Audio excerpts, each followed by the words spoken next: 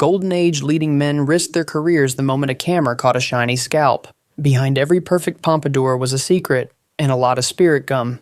7 bite-sized chapters, 15 famous actors, and 1 wild reveal about the bald star who chose to stay bald. In just 7 fast chapters, you'll see Humphrey Bogart dodging shadows to hide a receding line, Fred Astaire spin-proofing his piece with industrial adhesive, Cary Grant paying 10 times the going rate for a custom invisible weave, and Yul Brynner shock-shaving his head, then turning baldness into his brand. Stick around because the final twist involves the spy who kept his license to thrill even after tossing the toupee, ready to find out whether the hair made the legend or just kept it alive. Number 1. Tough Guy Toupees. Picture Humphrey Bogart on the Casablanca runway scene, trench coat collar high, brim low, and the key light always a touch softer on his crown. Cameramen called it the Bogie Angle, a trick designed to hide a fast retreating hairline glued under a lace patch so thin it whistled when studio fans kicked on. Out on the prairie, John Wayne had a different tactic. He'd knot a silk bandana beneath his Stetson, anchoring a full-scalp rug that survived wind machines and 6-day shootouts. Crew joked the Duke's toupee saw more gunfire than some extras, but it never lifted, thanks to nightly spirit gum touch-ups that left a faint citrus smell on every hat he signed.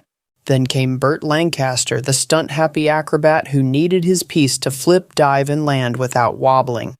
Wardrobe solved it with a custom mesh wig sewn to discreet comb clips. Lancaster once barrel-rolled down a sand dune and popped up with every strand still soldier straight, prompting a co-star to quip, "That hair deserves its own billing." 3 macho icons, 1 invisible safety net, but even tougher than gunfights and noir shadows was dancing on ceilings without losing a single strand.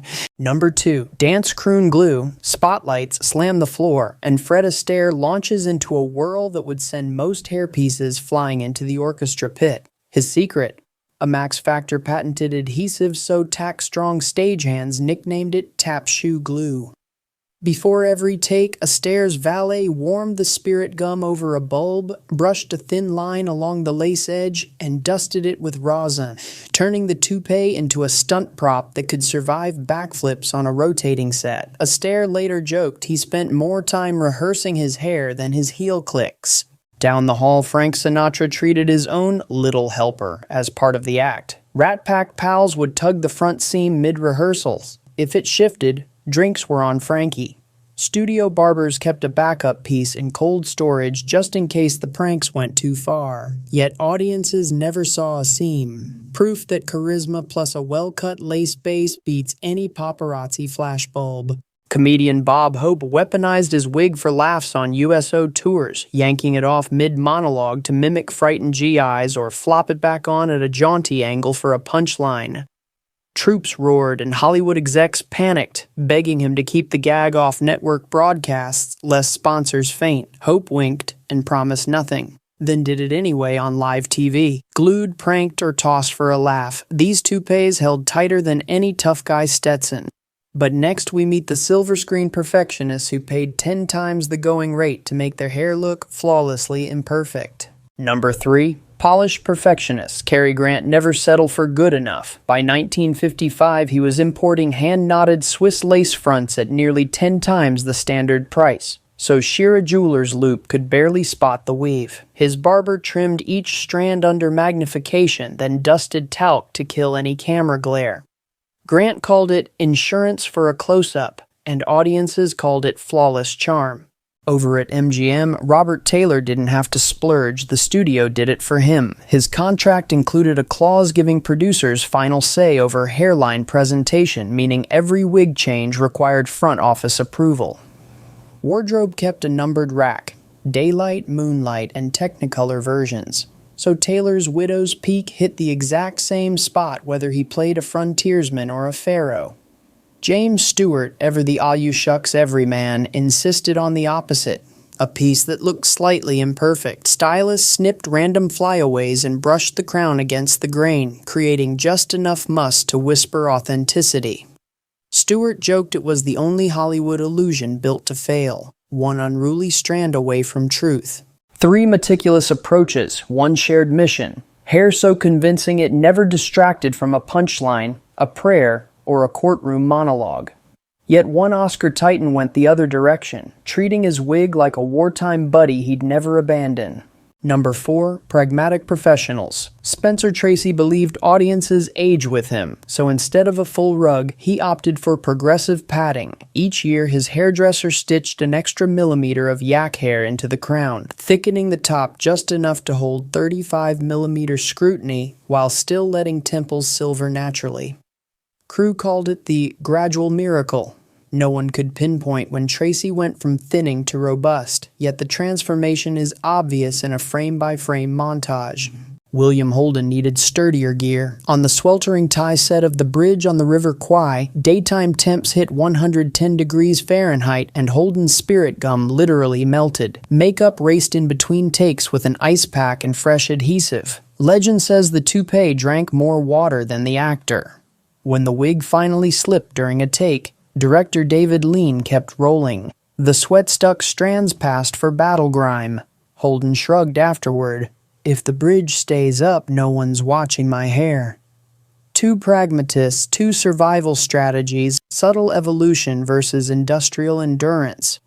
Next we meet the man who tore up the playbook, shaved it all off, and turned baldness into pure box office power. Number 5. Bald by choice. When Yul Brynner stepped on stage as the King of Siam in 1951, Broadway gasped. He'd razored his hair to the skin, decades before clean-shaven cool was a thing. Critics called it shocking, then chic, then award-worthy. By the time The King and I hit cinemas, Brynner's polished dome was so iconic that studio publicity shots lit it like jewelry. He joked he spent less time in makeup than any star in Hollywood. 1 swipe of powder, and I'm camera ready.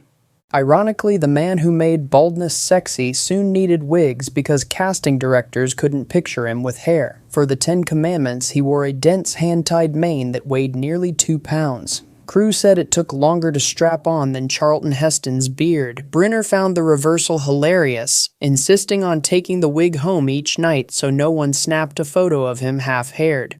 Off said he doubled down on the shine, even publishing Yul Brynner's beauty secrets, advising men to ditch comb-overs and embrace the razor. The book flopped, but the message stuck. Long before Bruce Willis or Dwayne Johnson, Brynner proved a bare scalp could headline a blockbuster. His opposite number clung to Bond's perfect locks, until he finally let them go. Next up, the license to shed a toupee. Number 6. License to let go. The first thing 007 packed wasn't a Walther, it was a wig. Early 60s makeup logs show Sean Connery wearing a reinforced lace front nicknamed the Rug with a Silencer, built tough enough for underwater scenes in Aston Martin wind tunnels. A tiny elastic strap ran behind his ears so the piece wouldn't fly off when he popped up from a scuba tank or gunned the DB 5 past 90 miles per hour. But by 1974's Zardaw's Connery made a counterintuitive move. He tossed the toupee, bared the thinning crown, and still headlined a cult sci-fi epic in nothing but a ponytail and red suspenders. When a reporter asked if losing the hair meant losing the mystique, Connery growled, "Maybe the mystique was never in the hair, pal." Fans agreed. The People magazine's Sexiest Man Alive poll crowned him at 59, long after the lace was retired. The message landed harder than any gadget. If James Bond could shed his secret armor and stay irresistible, maybe perfection wasn't glued on after all. Yet some Golden Age legends went the opposite direction, donning wigs so loud they became part of the performance. Number 7. Camp and Confidence. No one flaunted fake hair quite like Cesar Romero. When suited up as TV's acid green Joker in 1966, producers offered to shave his trademark mustache for a tighter prosthetic. Romero refused. He simply shellacked the whiskers under pancake makeup, then topped the look with a neon lime wig so exaggerated it bordered on performance art. Crew swore you could spot the Joker's coiffure from 3 sound stages away, but Romero leaned in. Across the pond, Douglas Fairbanks Jr. treated hairpieces as just another item in a gentleman's wardrobe, no more secret than cufflinks. He kept a velvet-lined wig drawer in his dressing room, each piece labeled for mood: diplomat, adventurer, dashing cad. Interviewers who hinted at vanity got a wink and a demo. He'd pop one on, strike a fencing pose, and quip, "Hair today, swashbuckle tomorrow." Far from hiding insecurity, the transparency became part of his aristocratic charm.